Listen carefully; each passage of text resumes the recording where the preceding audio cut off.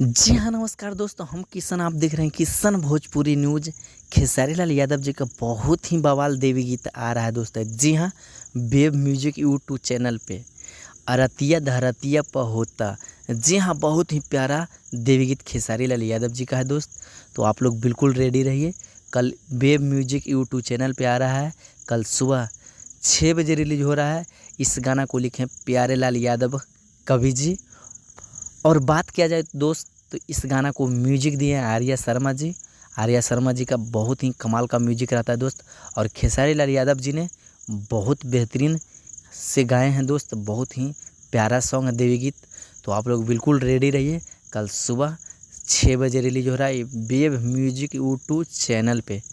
हाँ दोस्तों, अगर खेसारी लाल यादव जी का सच्चे फैन है तो लाइक करना ना भूलिए और चैनल को सब्सक्राइब कर लीजिए, क्योंकि खेसारी लाल यादव जी का हर न्यू अपडेट मिलते रहता है दोस्त। धन्यवाद, मिलते हैं अगले वीडियो में।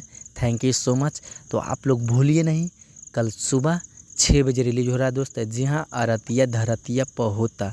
जी हाँ, बहुत ही प्यारा सॉन्ग है दोस्त।